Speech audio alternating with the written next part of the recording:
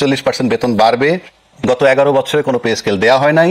উনি বলছেন যে গৌরী সেন টাকা দিবে। আমি আপনাকে একটা সূত্র দিচ্ছি, সেটা হলো অক্টোবরে নতুন পে স্কেল দেওয়া হচ্ছে এবং পিছনের 3 মাসও সমন্বয় করা হবে। প্রয়োজনে ঋণ নেওয়ার পরিকল্পনা। অর্থ পরিকল্পনা উপদেষ্টা ডক্টর রাশেদ আল মাহমুদ তিতুমির তিনি বলছেন প্রয়োজনে ঋণ নেওয়া হবে। তাহলে গৌরী সেনের ব্যাপার নাই, ঋণ নেওয়া হবে। আপনার কাছে জানতে চাই, নর্মালি 5 বছর 6 বছরের মধ্যে পে স্কেল হইতো, এটা হলো না কেন? 1 2 এই যে রাশেদ অর্থ পরিকল্পনা উপদেষ্টা যিনি বললেন, উনি যেটা বললেন ঋণ নেওয়া হবে, তাহলে গৌরী সেনের প্রসঙ্গটা আপনি কিভাবে দেখবেন? গৌরী সেন তো হিউমারাস হইতে বলা, গৌরী সেন মানে তো সরকার। আপনার এখন কর্মরত 14 লাখ কর্মচারী আছে, পেনশনভোগী আছে 9 লাখ। কেমন? তো টোটালের জন্য বর্তমানে যেটা পে স্কেল দেওয়ার আগে হিসাব করে দেখা হয়েছে, তাদের 1,31,000 কোটি টাকা লাগে। আর পে স্কেলের মধ্যে এটা তো একসাথে বাস্তবায়ন করবে না। মন্ত্রিপরিষদ সচিবের নেতৃত্বে 10 সদস্যের যে কমিটি আছে, তারা জাকির আহমদ খানের নেতৃত্বের 23 সদস্যের পে কমিশন যেটা দিয়েছে সেটা রিভিউ করতেছে। কারণ কয়েকটা জিনিস আছে, একটা হলো প্রশাসনিক সক্ষমতা, তারপর আর্থিক সংস্থান, ডিজিটালাইজেশন একটা very important point. 2015 pay scale বাস্তবায়ন হয়েছে বেশিরভাগ ম্যানুয়ালি, এখন কিন্তু ম্যানুয়ালি হচ্ছে না, এখন হচ্ছে সেটা ইএফটির মাধ্যমে এবং একটা আইবাস প্লাস সফটওয়্যারের মাধ্যমে হচ্ছে, অটোমেটিক ডিজিটালাইজড। তো এটার সাথে অ্যাডজাস্ট করার একটা প্রশ্ন আছে। সেই জন্য যদি ভাগ করে করা হয়, সেখানে এটাকে সেইভাবে সফটওয়্যারটা ঠিক করতে হবে। তো 3 ভাগের কথা শোনা যাচ্ছে মোটামুটি। প্রথম বছরে আপনার মূল বেতনের যেটা বাড়বে সেটার 50%। আপনার যেটা বলা হয়েছে টেন্টেটিভ, যাদের সবচেয়ে কম 8,000 বা 8,500 তাদেরকে 20,000-এ আনবে। সচিবদের যেটা 78,000 সেটাকে 1,60,000। এটা তো প্রস্তাবিত, কিন্তু মন্ত্রিসভার যে কমিটি, মন্ত্রিপরিষদ সচিবের নেতৃত্বে যে কমিটি, ওই কমিটি এটাকে রিভিউ করবে। সো গেজেট হওয়ার আগ পর্যন্ত ফাইনালি জাকির আহমদ সাহেবের ওখানে যা সুপারিশ হয়েছে হুবহু তা হবে তা বলা যাবে না। গ্রেডগুলো ঠিক রাখছে, আগের মতো 20টা গ্রেডই আছে, কেমন? কিন্তু ঠিক 1,60,000 সর্বোচ্চ দেবে কিনা, নিচেরটা হয়তো ঠিক রাখতে পারে, এটা গেজেট হইলে বোঝা যাবে। আর বাস্তবায়নের ট্যাকটিকটা নেওয়া হয়েছে এইসব কারণে, মূল্যস্ফীতির আছে, সফটওয়্যারের অটোমেটিক সেটিজেলেশনের ঠিক করা বিষয় আছে। সেই জন্য 3 ধাপ। প্রথম বছর আপনার 50% অফ বেসিক, যেটা এখন পর্যন্ত সিদ্ধান্তের মধ্যে আছে। সেকেন্ড ইয়ারে বাকি 50% অফ দ্য বেসিক। থার্ড ইয়ারে অন্যান্য ভাতা টাতা সেগুলো করবে, যাতে করে একসাথে বাজারে অর্থের সরবরাহ থেকে শুরু করে 1 নম্বর মূল্যস্ফীতির উপর বেশি চাপ না পড়ে, দ্বিতীয়ত সরকারের সংস্থানও যেন বেশি অ্যাডজাস্ট করে, স্টেগারিং হইতে হয়। এই বাড়তি পে স্কেলের জন্য আবার বাড়তি টাকা লাগতেছে প্রায় 1,06,000 কোটি টাকা। তো সেই আনুপাতিক হারে আপনার এই বছর 30,000 কোটি টাকার মতো বরাদ্দ আছে বাজেটে। আর বাকিটা হইল টাকা বাজেটের মধ্যে তো ঘাটতি বাজার আছে, সেখানে আছে না যে টোটাল বাজেটের মধ্যে 2.5 লাখ কোটি টাকার মতো আপনার ঘাটতি বাজার আছে। সেটা কিছু প্রজেক্টে কিছু ব্যাংক থেকে লোন নিয়ে করা হবে। যদিও একটা সমালোচনা আছে, ব্যাংক থেকে সরকার যদি বেশি ঋণ নেয়, অর্থাৎ যেটা ওনার বাসায় গৌরী সেন যদি ব্যাংক থেকে বেশি নেয়, তাহলে প্রাইভেট এন্টারপ্রেনারদের জন্য শেয়ারটা কমে যায়, কিন্তু গভর্নমেন্ট রান করে। এরপরেও যেটা কে বলছেন ঋণ করবেন, ঋণ করে না সরকার। অনেক সময় যেটা করে সেটা হইল বেশি টাকায় পড়লে মুদ্রা ওই যে টাকশাল থেকে কিছু টাকা ছাপিয়ে ওটা লোনের মতো কাজ চালায়। তো এখন পর্যন্ত যেটুক হিসাব, তাতে তো আপনার স্টেগারিং 3 বছরে ধাপে ধাপে দেবে, এটা অসহর কথা না। আপনার স্বাধীনতার 55 বছরের পরে যেটা বাড়ছে, আমরা যখন প্রথম চাকরিতে ঢুকলাম 73-এর পে স্কেলে, সেই সময় আমরা ক্লাস 1 জব 475 টাকা। 177 থেকে প্রেসিডেন্ট ইয়ার নতুন স্কেল দিলেন, তখন 750। আমাদের লাফানো কে দেখে? 475 থেকে 750 বেশি হয়ে গেল। এখন বাজারে দাম বাড়লে তখনকার দ্রব্যমূল্যের সাথে তুলনা করলে এটা হয়। অর্থাৎ সরকার অনেক অঙ্ক কষে হিসাব নিকাশ করে যাবে। আর টাকা নাই, একেবারে টাকা নাই বলে তো আপনার ওই যে যেটা বললেন 11 বছর বাজারের সাথে কিছুটা মিল তো রাখতে হবে। আপনি যদি বলেন ঠিক আছে স্বাধীনের পরপর হইলে অনেক সময় যেটা বঙ্গবন্ধু বলছে আমি 3 বছর কিছু দেবার পারবো না, সেটা এক কথা। এখন তো সামর্থ্য অনেক বাড়ছে, বাংলাদেশের আর্থিক সক্ষমতা অনেক বাড়ছে। হয়তো বৈশ্বিক কিছু কারণে এখন হঠাৎ করে একটা চাপ সৃষ্টি হয়েছে, কিছু সংকট হচ্ছে, এটা হয়তো ওই বৈশ্বিক ঝামেলাটা চলে গেলে এটাও হয়তো চলে যাবে ইনশাআল্লাহ। আমি আবার আপনার কাছে আসবো। আমি আবার মোশাররফ হোসেন ঠাকুর আপনার কাছে আসতেছি। এই যে যেটা উনি বললেন পাশাপাশি আমরা দেখতেছি দ্রব্যমূল্যের ঊর্ধ্বগতি আছে। আচ্ছা, সিম্পল একটা জিনিস যদি মোশাররফ ভাই আপনাকে জিজ্ঞেস করি, ধরেন পে স্কেল দিলে তো মনে করেন উনি বললো 14 লক্ষ কর্মকর্তা কর্মচারী যারা আছে তারা হয়তো একটু সচ্ছল হবে। আমার একটা সাধারণ 9 লক্ষ পেনশনারও আছে। পেনশনারও আছে। আমার একটা সাধারণ প্রশ্ন, 1 কেজি গরুর মাংসের দাম 800 টাকা ধরে নিই, আমরা জানি বাজারে 800 টাকা। এটা রিক্সাওয়ালা বলেন, একটা দিনমজুর বলেন, একটা সরকারি বেসরকারি চাকরি বলেন, সবার জন্য একই প্রাইস। সেখানে যদি এই পে স্কেলটা দিলাম, আমরা মনে করেন পে স্কেল 14 লক্ষ 15 লক্ষ যাই হোক তাদেরকে দেওয়া হলো, তাদের হয়তো ক্রয় ক্ষমতা একটু বাড়লো, কিন্তু পাশাপাশি এই রিক্সাওয়ালা দিনমজুর বেসরকারি চাকরি তাদের বিষয়ে কি ভাবছেন বা কি মনে করেন আপনি, তাদের টাকা থেকে কাভার হবে? তাদেরও তো আপনি কি এই বিবেচনায় পে স্কেল না দেওয়ার পক্ষে? না, আমার তো প্রশ্ন করছি আপনাকে, আপনি উত্তর দিবেন। বলেন যে না, এই লোকগুলো বিপদে পড়ে, আমার দরকার নেই, আমি আপনাকে প্রশ্ন করছি। 14 আর 9 25 লাখ লোকের জন্য আপনি এই পে স্কেল দিয়েন না। আপনি তো 18 কোটি লোক ভাবতে হবে না, সরকার ভাববে না? সেই জন্য প্রশ্ন করছি, আপনি উত্তর দিবেন। শুনুন, প্রথম কথা হচ্ছে এই যে 1,06,000 কোটি টাকা সম্ভবত স্যার বললেন যে বাড়বে, বাড়তি লাগছে। বাড়তি সরকার দিবে। সরকার দেওয়ার সাথে সাথে এই যে টাকাটা দিবে, টাকাটা দেওয়ার সাথে সাথে এই বর্ধিত বেতন থেকে প্রত্যেকে ট্যাক্স দিতে হয় গভর্নমেন্টকে।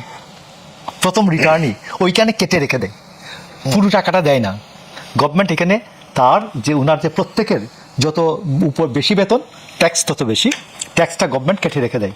কথাটা বুঝবেন? সাথে সাথেই কিন্তু গভর্নমেন্টের পুরো টাকাটা যে বলতেছেন আপনি 1,06,000 কোটি টাকা, 1,06,000 কোটি টাকা না, এখানে গভর্নমেন্ট তো কেটে রাখবে ট্যাক্স, ওইখানে ঘরে রেখে দেবে প্রথমেই। গেল 1। 2 নম্বর, আপনার মানুষের ক্রয় ক্ষমতা যখনই বাড়বে তখনই বাজারে চাহিদা বাড়বে, কনজামশন বাড়বে, তো খরিদ বাড়বে। তো এইটা বাড়ার সাথে সাথে আপনার সচিব স্যারে যেমন একটা রুটি কিনতে যে ট্যাক্স দেয়, আমাদের পিয়ন সাহেবও একই ট্যাক্স দেয়। এই যে ভ্যাটের প্রশ্নে খাইতে গেলে এই প্রথমে পাওয়ার পরে পে স্কেল পাওয়ার পরে নাতি যারা একটু বয়স্ক হয়েছে, নাতি নাতনি ছেলে মেয়ে সবার কত ডিমান্ড, জুতা দাও, এই দাও, সেই দাও, কত সব ক্রয় কেনাকাটা বেড়ে যাবে বাজারে, এবং এইখান থেকে গভর্নমেন্টের ট্যাক্স আসবে। এবং ট্যাক্স আসতে গেলে আরও আগে ওই যে বাড়বে, প্রোডাকশন বাড়তে হবে, velocity of circulation of money যত বাড়বে তত ট্রানজাকশন বেশি হবে, মানে ক্যাশ ফ্লো যত বাড়বে, ইয়েতে ক্যাশ ফ্লোর যখন রক্ত সঞ্চালন বেড়ে যাবে, তখন এই জায়গায় গভর্নমেন্ট স্যারকে শব্দটা বলেন ভ্যালোসিটি। তো এইখানে গভর্নমেন্টের ইনকামও বাড়ে। তো এইখানে আপনাকে এই পে স্কেলগুলি বেসিক্যালি শুধুমাত্র মানুষকে হেল্প করার প্রশ্ন না, প্রশ্নটি হচ্ছে যে ওই সময়ের ওই যুগের উপযোগী করে ওই সময়ের জন্য আমার যে মুদ্রা সঞ্চালন যে প্রক্রিয়া আছে, এই প্রক্রিয়াটা যেন থেমে না যায়, মানি সরবরাহ যেন থেমে না যায়। থেমে গেলে এটা দেখবেন এটা লো প্রেশারের মতো স্তিমিত হয়ে গেছে। আমি আপনার কাছে আবার আসবো, আরো সচল দেখার জন্য, বিরতিতে যাব, আরো সচল দেখার জন্য বিষয়টা পে স্কেলটা বারবার প্রয়োজন পড়ে। যাই হোক, আমি ওই সার্বিক পরিস্থিতি বিবেচনায় এর অর্থের যোগানটা কোত্থেকে আসবে এটা দিয়ে আমরা আজকে যাত্রা শুরু করব, তারপরে আমরা দেখি কোথায় যাই। তো শুরুতে যদি আমি মোশাররফ আহমেদ ঠাকুর আপনার কাছে আসি, আপনি যেহেতু আমি সরকারে আছেন সেটা ঠিক বলবো না, যেহেতু আপনি এই রাজনীতির সাথে সম্পৃক্ত, সেক্ষেত্রে আমি প্রেক্ষাপটটা তো বললাম। এখন আপনি বলেন যে এই পে স্কেল যদি কার্যকর করতে যায় তাহলে 8,250 টাকার ন্যূনতম স্কেলটা হয়ে যাবে 20,000 টাকা, 78,000 টাকার কাছে সেটা চলে আসবে 1,60,000 টাকায়। তাতে হিউজ একটা অঙ্ক দাঁড়ায়, পেমেন্ট করতে হবে। তো এটা অমূলক নয়, কিন্তু প্রশ্ন হচ্ছে এরকম পরিস্থিতির মধ্যে এইটার যোগানটা সরকার প্রত্যেকে কিভাবে পাবে? ধন্যবাদ রাজ্জাক ভাই আপনাকে, আপনার দর্শক শ্রোতা অপরবিজ্ঞ আলোচনা। আলোচনাটা শুরু করা উচিত ছিল ওই দিক থেকে, ওখানে যাবো। দীর্ঘ জীবন চাকরি করেছেন, এনবিআর এর চেয়ারম্যান ছিলেন, আর দিলেন নন টেকনিক্যাল একটা লোকে স্টার্ট করার জন্য। হইল যাই, প্রথম কথা হচ্ছে যে আমাদের বাজেটটা হচ্ছে এইবার 9,38,000 কোটি টাকা। 9,38,000 কোটি টাকা থেকে বাজেটের এই অ্যালোকেশন করা হয়েছে 14% সরকারি চাকুরিদের বেতন ভাতা। এইখানে 1,31,000 কোটি টাকা প্লাস কিছু হবে এইরকম।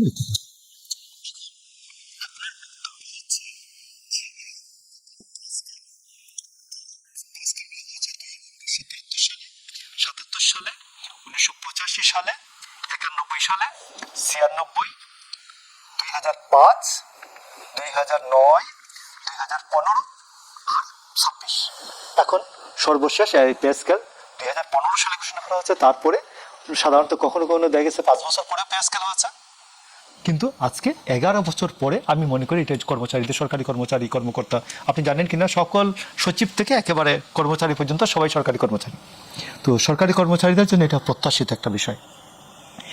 তো 11 বছর পর পে স্কেল হচ্ছে, আপনার বক্তব্যটা হচ্ছে এই পে স্কেলের টাকা সংস্থান করতে হবে। তো স্যার বদিউর রহমান উনি নিশ্চয়ই জানেন যে এইটা কোথার থেকে হবে এই পে স্কেল, এই বাজেটে এটার ইয়ে আছে, নির্দেশনা আছে বাজেটে পুরোটা। আমি বাজেটের এগুলো বের করছিলাম, এখন কাগজ নিয়ে আসবো, দেখলাম বাকি যেখানে ঠেকে যায় স্যার বাকিগুলো উনি করবে, উনি বলবে। বাজেটে কি পে স্কেলের বিষয়টা ছিল? বাজেটে পুরো নির্দেশনা আছে কোন জায়গা থেকে, এমনকি ঘাটতি বাজেট যখন হয় ওই ঘাটতিটাও কোথার থেকে পূরণ করা হবে এই নির্দেশনাটাও একটা বাজেটে থাকে। তো আমি আপনাকে কয়েকটা ছোট ছোট ইঙ্গিত বলি শুধুমাত্র। গভর্নমেন্টের ট্যাক্স ইনকাম আছে, একটা ট্যাক্স থেকে একটা ইনকাম আসে, আর একটা হলো নন ট্যাক্স ইনকাম, এই হলো দুটা। আরেকটা হলো নন ট্যাক্স ইনকামগুলো কি, ট্যাক্স ইনকাম তো বুঝি আমরা রেভিনিউ এনবিআর এর মাধ্যমে যা আসে, আর নন ট্যাক্স ইনকাম হলো যেমন ধরুন এই যে কি বলে সরকার বাণিজ্য করে, আবার যে স্টাম্প আছে এটার থেকে টাকা আসে, বিভিন্ন ইজারার থেকে টাকা আসে। রেভিনিউ, হ্যাঁ না স্টাম্প এটা এনবিআর, এটা ট্যাক্স ইনকামের মধ্যে ধরে না, একটা এনবিআর আর একটা এনবিআর বহির্ভূত। এনবিআর বহির্ভূত। তো এইসব জায়গা থেকে আমি আপনাকে বলছি যে কোয়েশ্চনটা যে আনলো আপনার কি বলে প্রতিষ্ঠান, সেইখানে আমি টেকনিক্যাল পার্সন না বলে আমার এগুলো মুখস্থ নাই, আমি প্রত্যেকটা আমি বের করে দেখছি, একবার গ্রাফ করে দেওয়া আছে, এরপর নিচে দেওয়া আছে প্রত্যেকটা ইনকাম কোথা থেকে আসবে, এমনকি ওইখানে বৈদেশিক যে বা সহায়তা এইটা আছে, দেশীয় এনবিআর এর ইনকাম সবগুলি সংস্থান আছে। তো এইটা আমার মনে হয় যে এইটা কোনো কোয়েশ্চেন, কোথেকে টাকা আসবে, টাকা দেবে গৌরী সেন, এবং এইখানে এই গৌরী সেনের কাছ থেকে যে টাকাটা আসবে সেটাও বাজেটে সুন্দরভাবে নির্দেশনা রয়েছে। তো এটা না জেনে এই কোয়েশ্চেনটা করার আগে যদি স্যারদের মতো একজন এক্সপার্টের কাছ থেকে জানতেন কোয়েশ্চেনটা, তাইলে উনি বলে দিতে পারতো অমুক খাত থেকে এত, অমুক খাত থেকে এত, অমুক খাত থেকে এত, অমুক খাত থেকে এত, এইভাবে টাকাটা। এই জন্যই আপনার কাছ থেকে শুরু করছি, আমি ওনার কাছে যাচ্ছি। আমি মনে করি যে চেয়ারম্যান বদিউর রহমান সাহেব, আমরা শেষ করি পয়েন্টটা শেষ করি যে টাকা গৌরী সেন দেয় না, বাট সরকারের পরিকল্পনা এই এবং মন্ত্রণালয় এবং অর্থ মন্ত্রণালয় এরা প্রতিটা খাত কিভাবে টাকাটা খরচ করবেন, কোথা থেকে টাকা আসবে, এমনকি যেটা একবার সম্পূর্ণ ঘাটতি বাজেট, এইটারও নির্দেশনা থাকে। আমি মনে করি এই প্রথম প্রশ্নটা নবম পে স্কেল বাস্তবায়ন প্রত্যাশা ও প্রাপ্তি, এটা নিয়ে আলোচনা হতে পারতো, বাট নবম পে স্কেলের টাকা কই থেকে আসবে, এটা গভর্নমেন্ট নির্দেশিত, আমি প্ল্যান করা। আচ্ছা আপনার কাছে আসতেছি আবার পরে। আমি এখন সাবেক চেয়ারম্যান জনাব বদিউর রহমান, আপনার কাছে এই প্রশ্ন রাখতে চাই এর সাথে সম্পর্ক। নবম পে স্কেল দেওয়া হচ্ছে এবং আপনি জানেন যে 100 থেকে 100। দর্শক বিরতির পর ফিরছি আবারও মোশাররফ আহমেদ ঠাকুর আপনার কাছে, যেটা বলছিলাম যে আপনি বলছেন ট্যাক্স কেটে নিবে, এতে 1,06,000 কোটি টাকা বেতন দিবে, তার থেকে 6 ট্যাক্স কেটে নিবে। আমার প্রশ্ন ওখানে না, 18 কোটি লোক, আমি যেটা বলছিলাম সবার সেই অ্যাবিলিটি, ওইটা কিভাবে খাবে, তাদের সংকুলানটা কোথায়, কেন বলছি কথাটা বলেন, এইটাই বলেন আপনি। আমি মনে করি শুনেন, আপনি যে জায়গায় যাচ্ছেন, আমি আমার হাতে অন্য কোয়েশ্চেন আছে, সেটা হলো যে একটা কারখানার মালিক বা পুঁজিপতি যখন বেতন দেন, একটা হলো মজুরকে বেতন দেন, একটা হলো ইনসেন্টিভ দেন, দুটা কি মজুরকে দেন? একটাও মজুরকে দেন, 1 পয়সাও দেন। দেন কি কারণে? যে মজুরের একটা স্বাস্থ্যবান মজুর দরকার, ওকে খাওয়াইয়া পড়াইয়া রাখা দরকার, এটার জন্য বেতন দেন।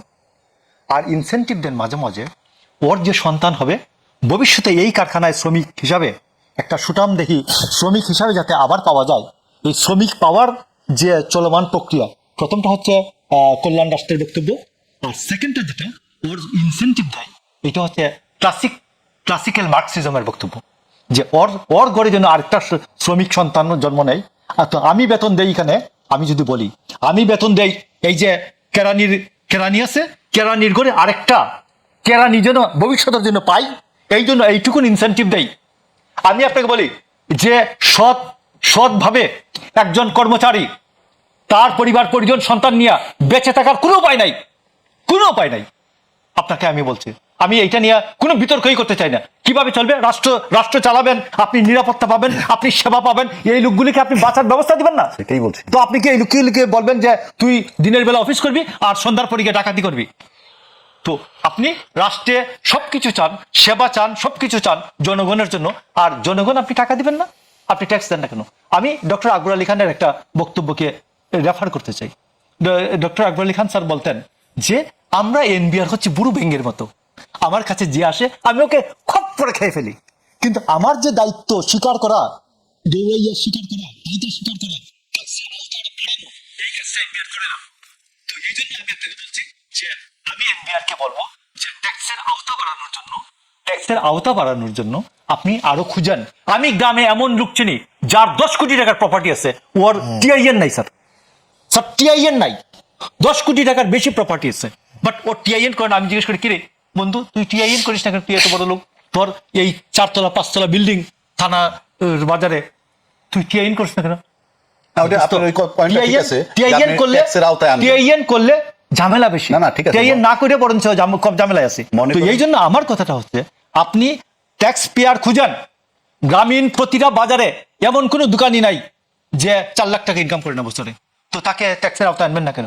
আপনি ট্যাক্সের আওতায় নেন, ট্যাক্সের আওতায় এনে বরঞ্চ আমি মনে করি অন্যান্য জায়গায় যে কর্পোরেট ট্যাক্স এইগুলাকে আপনি এই বাস্তবায়ন করেন। পৃথিবীর কোন কোন জায়গায় ট্যাক্সেশন ব্যবস্থাপনা সবচেয়ে সচল, ওদের সাথে আলোচনা করেন। আপনি কথাটা আমি বুঝছি, আপনি বলছেন ট্যাক্সের আওতা বাড়ান, ট্যাক্সের আওতা বাড়ালে তো আপনি ট্যাক্সের আওতা বাড়ায় রাষ্ট্রীয় কাজে ব্যবহার করবেন, পে স্কেল কার্যকর করেন, আরো যা প্রয়োজন করেন, কিন্তু আমার দিন মজুরের বিষয়টা বলছি, তারা আমি আপনাকে আসবো তার আগে আমি আপনাকে একটা কথা বলি, আমি রিকশাওয়ালাকে ট্যাক্সের আওতায়